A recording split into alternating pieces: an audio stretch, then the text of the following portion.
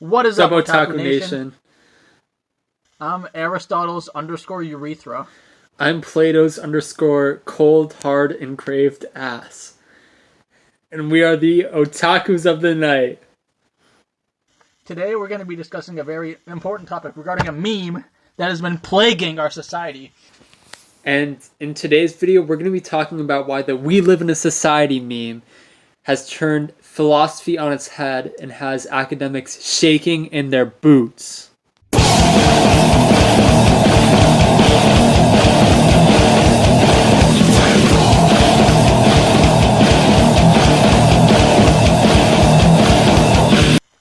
The great philosopher Thomas Hobbes, who lived during the Civil War, the United States Civil War, argued that people must obey authority at all costs as long as it provides peace. Well, a new meme is out, Thomas Hobbes. It's called "We Live in a Society," and you know what this meme implies? It implies that we live to serve society. When we say we live in a society, it really means we live for a society. When it says we live in a society, it means that we are the backbone of the society, and without the backbone of the society, us, there would be no society. Therefore, we are the authority. Obeying authority means obeying ourselves, which basically turns your entire argument on its head. And Thomas Hobbes, if you are even that good of a philosopher, how can you not have predicted memes? The truly visionary philosophers of the 17th century would have easily predicted memes by 2018. But yet here you are in 2018 and you're dead. So how good of a philosopher can you be if you're dead? You say that people must obey authority at all costs as long as it provides peace, because nothing is worse than war. However, the console war has brought nothing but joy and a good rustling to the society of gamers. In fact, all it served to do is bolster the economy for gamers. In fact, the console war has led to people buying Xboxes and PS4s and Nintendo Switches and Wii U's and Dreamcasts all at once. Every video game company is making money now. And who can forget the Commodore 64? To the console war. So can you really argue in today's day and age that all war is bad? We live in a society, Thomas Hobbes.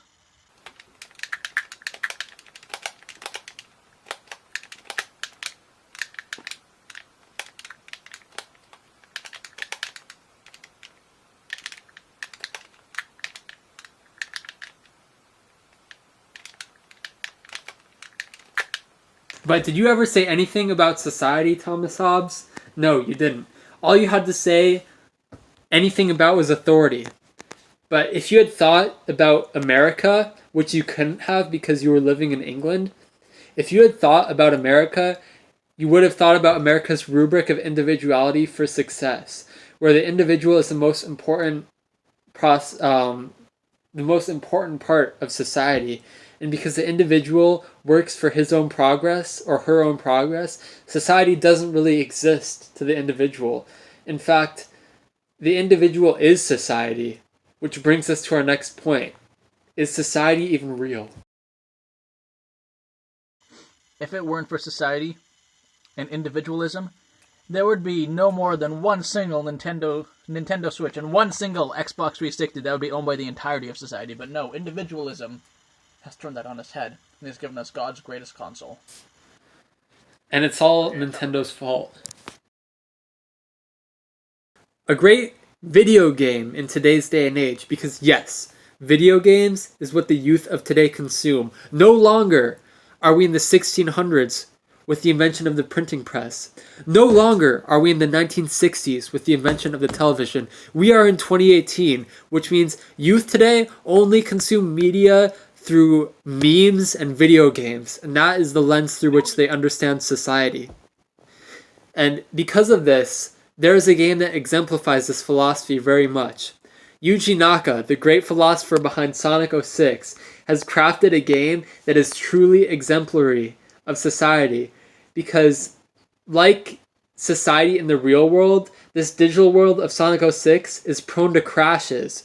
It's prone to long loading screens, where we as Homo sapien beings take years to figure out what's the goal we're trying to achieve and really determine what it means to be human. It's very analogous to the Sonic 06 loading screen, where the game needs to determine the position that it's at. And much like Sonic 06, real life also contradicts the entirety of Sonic canon. But really the most integral piece of Sonic 06 is the climax. During the climax of Sonic 06, the time travel paradox had come to a solution by completely erasing itself, so the events of Sonic 06 never even happened. Which brings us to our next point. Is society even real?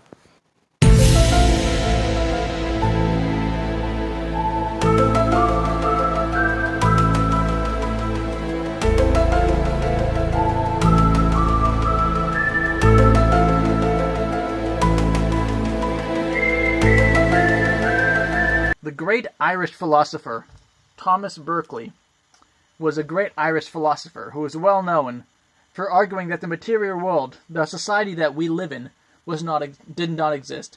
He argued that we do not live in a society at all. If society is a collection of ideas, and there are ideas in our head, is society merely a reflection of us? And to that point, if society is a reflection of us, is society even real? Are we just manifesting our own thoughts and projections onto society? Does society really have any value, any power over us? Does that completely contradict what Hobbes had said about society being bending to the will of authority? Now, another important thing that George Berkeley mentioned is that he believes that society may just be a fleeting idea, a bunch of ideas in the mind of God. And frankly, there are many modern-day theories, too, that may support this, such as the idea that we are living in a simulation created by some higher being. It's like a computer simulation, and the goal of this simulation that we're living in is to create another simulation, thus continuing the chain and going on and on infinitely. However, he suggested that it may be just a bunch of ideas in God's mind, but we are God, and frankly, I can tell you firsthand that I did not imagine this world at all. If I imagined this world, goddamn, I would not get laid so much. I would not get laid nearly as much as I do right now. Which brings us to our next point. Are the otakus of the night real? Do we even exist? Do the otakus of the night really live in a society? If society is a collection of individuals, are the otakus of the night society? And if we are society, are you just thoughts living inside our head? Are you the viewer? Are you even real? In the ancient lore of Buddhism and Hinduism, there was a great man by the name of Siddhartha Gautama, also known as Buddha, a very famous philosopher who concluded that all human suffering is caused by the desire for permanence in a world where nothing is permanent. In fact, if nothing is permanent, how can we even begin to fathom that anything was here to begin with? Thus, hearkening back to our previous question, are you, the viewer, actually just a figment of the imagination of the otakus of the night? Because if life is fleeting, just a fleeting thought in the mind of God, if that's what society is, then does that mean that if we stop thinking about you, then you would cease to exist? Well, frankly, I don't know, because I am me, and I don't keep track of the existence of every single individual on the planet. In fact, my consciousness and my sentience only belongs to myself. I have no way of knowing if other beings are sentient or figments of my imagination. So the answer to the question of, is the viewer real or just a figment of the imagination of God? My answer is I don't know. I gotta say. If according to Siddhartha, our suffering comes from the fact that we crave permanence in an impermanent world, and according to Berkeley, that we are all thoughts inside of God's head and society is an ever-changing figment of the reality that we live in, that leads us to believe that the fact that we live in a society is the cause of our suffering, because we live in something that is ever changing and a strive for permanence. That just like us and our individual society is frequently susceptible to change, and this is what causes our suffering. So the fact that the meme is created called "We Live in a Society" is really just an existential cry for help. In fact, do we really even live in a society if we say that society is really just a figment of all of our imaginations? Because if we assume that every single person has a state of consciousness and does not know for certain if every other person has that state of consciousness, and society is an ever-changing thing that exists in the mind of the individuals, do we really live in a society? Or does society live in us? The French philosopher named Voltaire was a philosopher of the Enlightenment period. And Voltaire drew attention to human suffering and criticized organized religion, advocating the use of reason. Now, according to Voltaire, society existed in a secular sense, and since we live in a secular society, one that's dominated by religion and religious thought, that leads to a collective suffering of humans, of all humans, in a capitalist sense. Because when you think about it, religion really led to capitalism. And frankly, we love capitalism, but that's not the point of this video. Oh, fuck. What was I saying? Were you going to continue? Yeah. Let's see. And frankly, this is more proof that we don't in fact live in a society at all, and that society lives in us. The reason being because if God is a figment of the imagination of people who are religious and, secular society as a whole, and society is based off of secular principles, wouldn't that imply that society is just a figment of all of our imaginations? So basically a collective consciousness that permeates through time and is really a matter of the collective opinion of all the people. It's much like a meme. This is true. Now, there was a great philosopher called Gottfried Wilhelm Leibniz, and Leibniz argued that the entire world, including the mind, was made of immaterial forces called monads, and these monads, maybe he was right about them. In fact, he may have found the very fabric of society itself, these monads, because if the human mind is made of monads, and the entire world is made of monads as a result, wouldn't that imply that the human mind and the world, aka society, are one and the same thing? So, ask yourself this. Do we really live in a society, or does society live in us?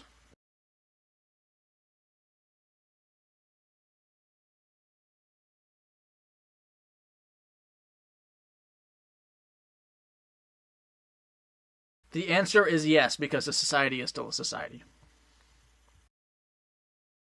One important thing that we want to talk about is the differentiation between various different societies. Now, we live in a society that is inherently governed by farming. However, there's a different type of society called the hunter-gatherer society. And frankly, the farming society was the biggest mistake that humanity ever made.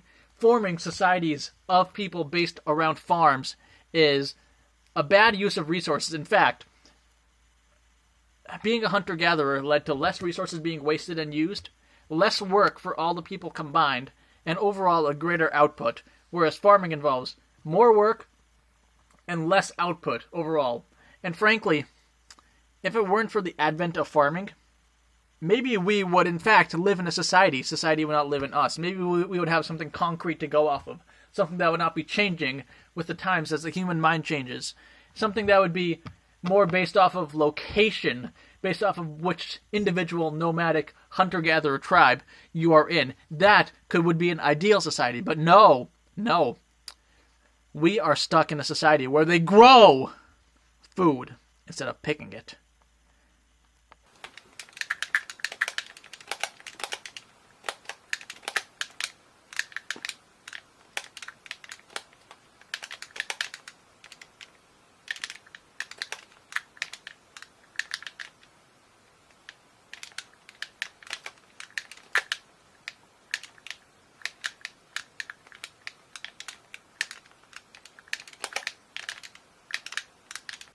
Now, to answer the question, is society even human? We need to consider the answer to the question: does the society live in us? And to that extent, does the society only live in humans, or does the society live in all living things? Or, as Leibniz said, monads.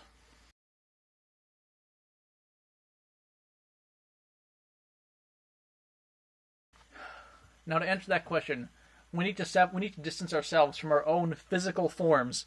Humans are inherently the physical flesh and blood that inhabit the physical flesh and blood that we are. Whereas, when you think about it, the human consciousness, the human sentience, everything that embodies the human as well as the society comes from the mind. And if you consider the mind as separate from the human, as many people do, in many religions, the concept of the soul is considered to be separate from that of the body. Now, the concept of the soul is more of a spiritual concept. However, many would say that the human body and the human brain is part of the human body, and human consciousness comes from a collection of electrical bursts within the brain. That is what leads to your personality, your memories, your everything. If you go brain dead, you're basically dead. And by that logic, we can conclude that, yeah, we are human. Which leads us to our next question. If society is brain dead and doesn't really require individual thought, is society even a cognizant object or a cognizant group of people? Or is society just a collection of unthinking bodies? Is society actually society? Are we actually we? And is living actually living? This is the question that the meme "we live in a society" has raised among academics, among philosophers, that has the academic world shaking in their boots. Now, there is a great, amazing, the greatest philosopher to ever exist. He argues that we do in fact live in a society. This philosopher's name is Donald J. Trump. Donald Trump has popularized the term fake news. Fake news, the term, implies that there is real news. And real news implies that there is actually something real about our society, a backbone, you will. Real news implies that the information outputted by a society is really the concrete foundation on which a society is built, which leads to an unobjective view of who we are as a society and the people who live in it. So, what Donald Trump is saying is that the bedrock of American society, through the Obama presidency, through the Bush presidency, through the Clinton presidency, and before, was fake news. And Donald Trump's rallying cry was "Make America Great Again." So what Donald Trump is hinting at, making America great again, is to restore the bedrock of America. And if the bedrock of America is fake news, he wants to make the news real in his terms. And the real in terms is real in the terms of Donald Trump is real in Donald Trump's mind. This may not necessarily be real in the minds of all of us, but he wants to make it real in the minds of all of us. So essentially what Donald Trump is saying by "Let's make America great again" is let's make society. And what that means is that as of January 21st, 2017, we live in a society. Contradictory to the ideas that George Berkeley brought to the table, we do, in fact, live in a society. And this is really the concept that has philosophers quaking in their boots. Because many philosophers have argued that we do not live in a society, that we simply live in our own minds. We live to please ourselves. We do not live to please and formulate ideas for the sake of everyone else. But Donald J. Trump has led to a solidification of the principles of philosophy surrounding ideas, thoughts, and information with his fake news campaign, and showing the world what the importance of the media in the society. But the real question here is, can we really live in a society if the media is being controlled by a certain party see our video, who controls the media? And one final reminder. We live in a society. We live in a society. And the society lives in us.